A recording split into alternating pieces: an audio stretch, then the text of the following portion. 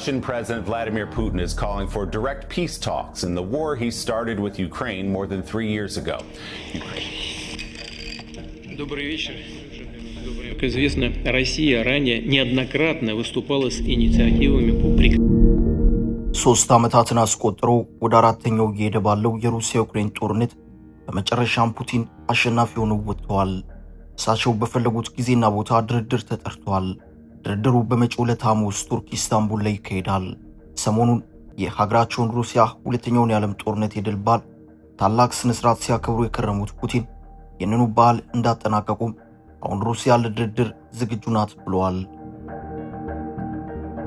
Message in the middle of the night at 2 a.m. from Russian President Vladimir Putin, proposing direct peace talks with Ukrainian President Volodymyr Zelensky later this week. በዚሁ የፑቲን የድርድር ዝግጅት ፕሬዝዳንት ዶናልድ ትራምፕ ደስታቸውን ገልጸዋል። የአውሮፓ መሪዎችም እፎይ ብለዋል።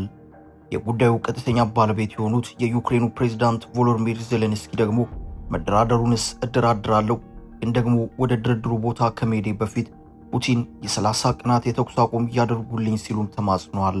አሁን ፑቲንና ዜሌንስኪ ፊት ለፊት ሊገናኙ ነው። ዕለተ ሐሙስ እየተጠበቀ ይገኛል።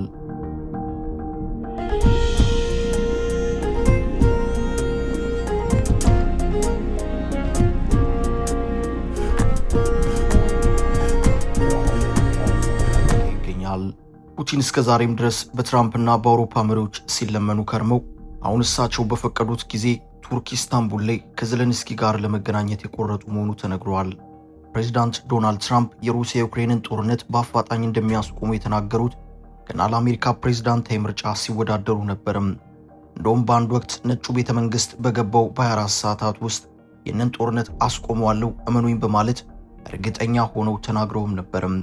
ለዚህ የተረጋገጠ የትራምፕ ንግግር በርከት ያሉ አስተያየት ሰጪዎች ይህ ሰው ፑቲንን በሚገባ አያውቃቸውም፣ ፑቲንን በእርግጠኝነት አምኑ እንዲህና እንዲያ በማለት አፍን ሞልቶ መናገር አይቻልም፣ ፑቲን ፖለቲካውን እንዴት እንደሚጫወቱት የሚያውቁ ሰው ናቸው የሚል ምላሽ ነበራቸው።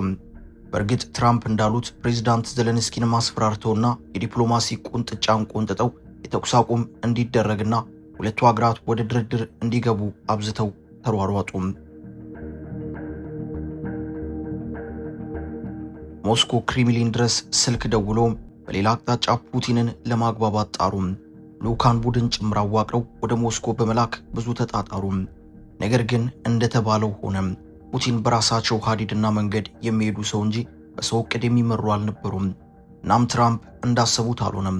ፑቲን የሚቀመሱ ሆነው አልተገኙም። ትራምፕ ስላዘዙ በሳቸው የዲፕሎማሲ ጫና ብቻ የሚሆን ነገር እንደሌለ ፑቲን እንቅጩን ነገሯቸው። ትራምፕ ያን ጊዜ አውቀዋለሁ ያሏቸውን ፑቲን በእርግጥም እንደማያውቋቸው ተረዱም። በእርግጥ ትራምፕ ወደ ሞስኮ ስልክ ከመምታታቸው በፊት በርካታ ፑቲንን ሊያስደስቱ የሚችሉ እርምጃዎችን ወስደዋል። አሜሪካ ለሩሲያ ጦርነት የምታደርገውን ቀጥተኛ እገዛን አስቆመዋል።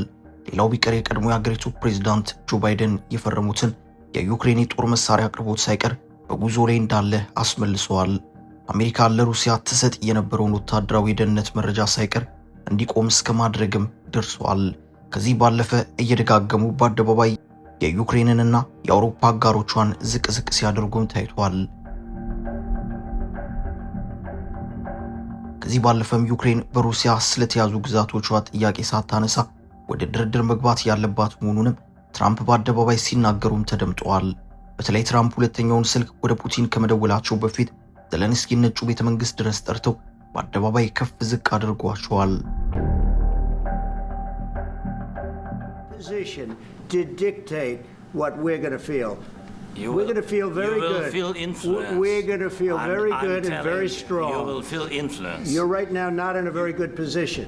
You've allowed yourself to be in a very bad position, and he happens to be right about it. From the very beginning of the war, you're not in a good position. You don't have the cards right now. ይህ ሁሉ ለሩሲያና ፑቲን ደስታን የሚሰጥ ነው። ግን ደግሞ ብዙም ፈገግታ የማይታይባቸው ፑቲን ጦርነትም የዲፕሎማሲ ተጽዕኖም ማባበልም ማስፈራራትም የማይበግራቸው ሰው ሆኖ ታዩም። የጫናው ጥግ፣ የጦርነቱ ጥግ፣ የማባበሉ ጥግ ለፑቲን ትርጉም የሚሰጥ አልሆነም። ፑቲን በደስታም ብዙም የማይፈነድቁ በሐዘንም ብዙ የማይከፉ ሰው ናቸው። ትራምፕ ደግሞ የዚህ ተቃራኒ ናቸው። ስሜታቸው አፍንጫቸው ላይ ነው። ትራምፕ ማለት ቁጣቸውና ደስታቸው ከካሜራ ፊት ሳይቀር የማይደበቅ ሰው ናቸው። ፑቲን ደግሞ በራሳቸው መንገድ የሚሄዱ በራሳቸው የፖለቲካ ሂሳብ የሚመሩ ናቸው። ከያ በላይ ሀገር ተጠራርቶ ለ3 ዓመታት ያክል የዘመተባት ሀገር በድንገት የተኩስ አቁም ሲባል በደስታ መቀበል የሚጠበቅ ነበርም። ማዕቀብ ውርጅብኝ ኢኮኖሚው ለደቀቀ ሀገር የተኩስ አቁም እንደ ገጸ በረከት ነው። በብዙ መልኩ ከዓለም እንድትገለል ለተደረገችው ሩሲያ የተኩስ አቁምና የድርድር ጥያቄ በፌሽታ የሚቀበሉት ነው። ፑቲን እስከ ኒውክሌር ዛቻ ድረስ የፈተናቸው የጦርነት የመጨረሻው ጫፍ የተኩስ አቁም ጥያቄ ሲቀርብበት እሰየው የሚባልበት ነው። በእንደዚህ አይነት ብዙ አጣብቂኝ ሁኔታ ውስጥ የተኩስ አቁሙን ሮጦ አፈፍ ማድረግ የየትኛውም ሀገር መሪ የሚያደርገው ነው። ግን ደግሞ በፑቲን እይታ በጎ ነገር የሚመስል ሁሉ በጎ ላይሆን ይችላል። መጠቅለያው የሚያምር ሁሉ ውስጡ መልካም ነገር አለበት ብሎ መደምደም አይሻልም። ይህ የጸና የተጠራጣሪነት አቋም ያላቸው ፑቲን 3 ዓመት በዚህ ጦርነት እንደተፈተነ መሪ በወርቅ ዋንጫ የቀረበውን የንታረቅ መጠጥ ተቀብለው መጎንጨት አልመረጡም። የሩሲያን የዲፕሎማሲ በር ገርበብ ከማድረግ ባለፈ ወለል አድርገው አልከፈቱም። ሰውየው ፑቲን ናቸው። ፑቲን ደራሲው በማይታወቅ በተሰራ የፖለቲካ ጨዋታ ውስጥ ዘለም መግባት አንፈልግም፣ እኛ ሩሲያውያን የራሳችን መንገድ እናካሄዳለን፣ ስትፈልጉ ማዕቀብ የምጥሉብን፣ ደስ ሲላችሁ ደግሞ ጣላችሁትን ማዕቀብ የምታነሱልን፣ ሳይመቻችሁ በጥፍ የምትመቱንና ሲመቻችሁ ደግሞ ቁስላችንን እያሻሻችሁ ጉንጫችንን የምትስሙን ሰዎች አይደለንም በማለት በጦርነቱ ቀጠሉበትም። እንደውም ከምንጊዜውም በላይ ሩሲያ በዩክሬን ላይ የሚሳኤል የጀትና የድሮን ጥቃቷን አጠናከረችም። ዩክሬንም ቁም ስቃዩን አየችም። ከዚያ በኋላ በነበሩት ውጊያዎችም ሩሲያ በእግረኛ ጦሯ ኩርስክ የሚባለውን ሰፊ ግዛት ከዩክሬን ነጠቀችም። የግዛት የሩሲያ የነበረና ባለፉት 3 ዓመታት ውስጥ ዩክሬን ተቆጣጥራው የነበረው ነው። ዩክሬን በዚህ አካባቢ ያለውን ሰፊ የሩሲያ ግዛት ስትቆጣጠር በሩሲያ የተወሰዱባትን ግዛቶች በድርድር ለማስመለስ በምታደርጋቸው የዲፕሎማሲ ጥረቶች ዋና መደራደሪያ መሳሪያነት ለመጠቀም ነበርም። ነገር ግን አልሆነም። ይህንን እውነታ የዩክሬኑ ፕሬዝዳንት ቮሎዲሚር ዜሌንስኪ በአንድ ወቅት ዘጋርዲያን ጋር በነበራቸው ዘለግ ያለ ቃለ ምልልስ አረጋግጠዋል። ነገር ግን አልሆነም። ሩሲያ ፕሬዝዳንት ዶናልድ ትራምፕ ስልጣን ከያዙ በኋላ በነበሩት ጥቂት ጊዜያት የሩሲያን ኩርስክ ግዛትን አስመልሰው ከግማሽ ሚሊዮን በላይ እስከ አፍንጫቸው የታጠቀ ጦርን አፈሰሱበትም።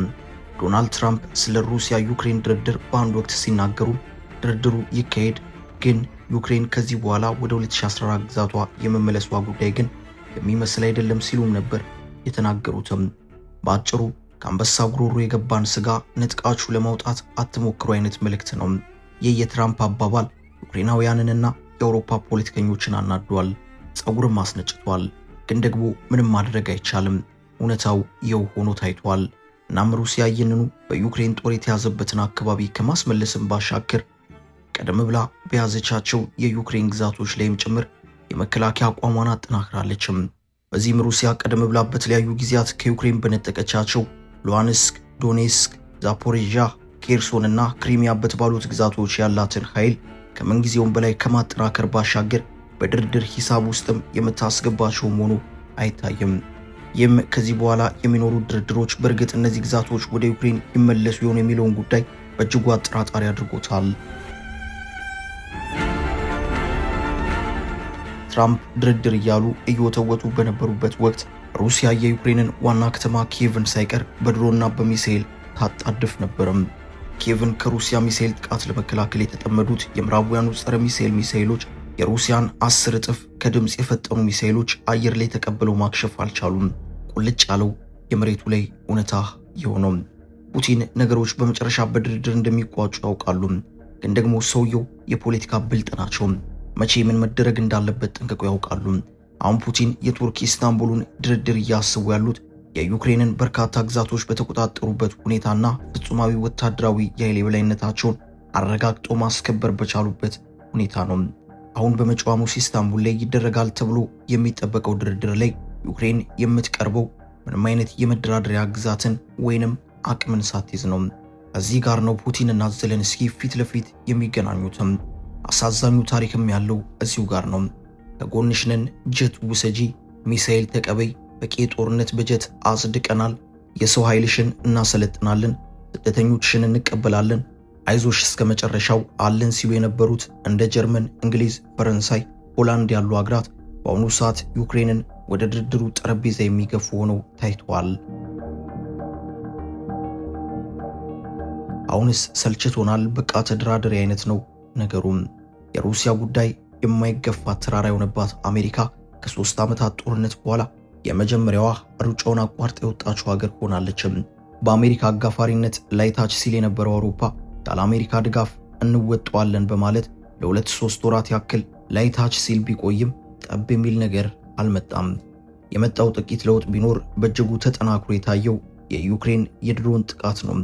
በዚሁ የቅርብ ጊዜ የዩክሬን የድሮን ጥቃት መዲናዋ ሞስኮ ሳትቀር ከባድ ስጋት ውስጥ እስከ መግባት ደርሳለችም።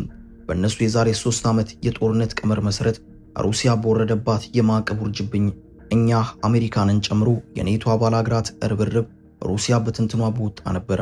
ሆኖም ከ3 ዓመታት በኋላ በርካታ የዩክሬን ግዛትን ነጥቃ ለድርድር የምትለመነው ሀገር ሩሲያ ሆናለችም። አስገራሚው የታሪክ ገጽም ያለው እዚሁ ጋር ነው። ነገሩ አሁን በአውሮፓ የጨነቀ ዕለት ሆኗል። በብዙ ፉከራና አቅም አለን ሩሲያን ለአንዴና ለመጨረሻ ጊዜ እናንበረክካለን ተብሎ የተገባበት ጦርነት ነው። የጦርነቱ ጀማሪ ሩሲያ ብትሆንም ሩሲያ በእጅጉ በኔቶ ከበባ የህልውና ስጋት ውስጥ ገብታ በአስገዳጅ ሁኔታ ወደ ጦርነት ውስጥ እንድትገባ በማድረጉ ረገድ ግን የቀድሞ የባይደን አስተዳደር አውሮፓና ሌሎች እንደ ካናዳ ያሉ የአሜሪካ አጋሮች የነበራቸው አስተዋጽኦ ቀላል አልነበረም። ተጭነህ ገፋፍተህና ከፍተኛ የደህንነት ስጋት ውስጥ ከተህ ጦርነቱን እንዲጀመር አደረግከው።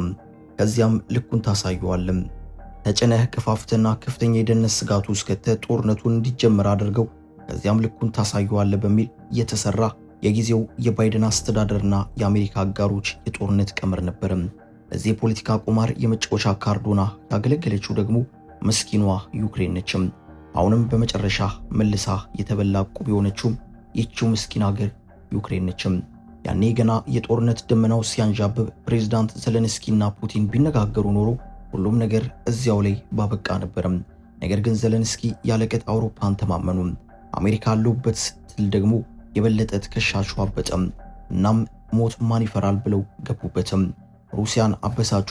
ቀደም ብለው እንደ አውሮፓውያን አቆጣጠር በ2014 በሩሲያ የተያዙትን ግዛቶችንም አገራቸው ዩክሬን ከሩሲያ ነጥቆ የመውሰድ አቅም እንዳላትም መናገር ጀመሩ።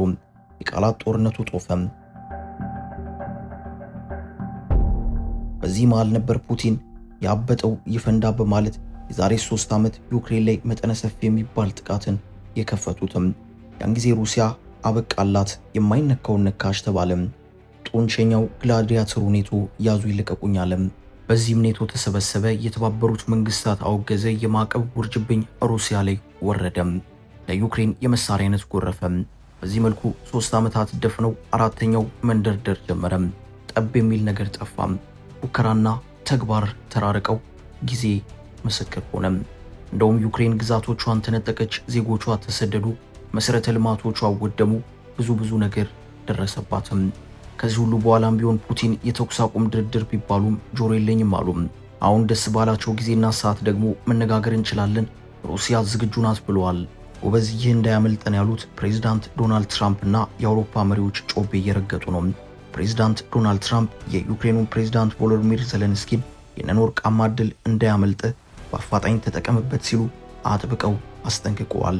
ዘለንስኪ እሺ ይነጋገራሉ፣ ግን ደግሞ ፑቲን የ30 ቀናትን የተኩስ አቁም ያውጅልን ሲሉ ተማጽነዋል።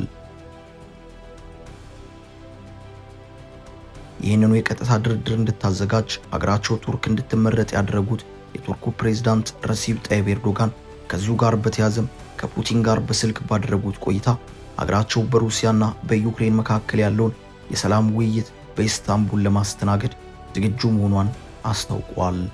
አበቃን። ሰናይ ጊዜን ተመኘን። To dictate what we're going to feel. We're going to feel very good. You will feel influence. We're going to feel very good and very strong. You will feel influence. You're right now not in a very good position. You've allowed yourself to be in a very bad position, and he happens to be right about it. From the very beginning of the war, you're not in a good position. You don't have the cards right now. This morning, Russian President Vladimir Putin is calling for direct peace talks in the war he started with Ukraine more than 3 years ago. Ukraine. Добрый вечер. Как известно, Россия ранее неоднократно выступала с инициативами по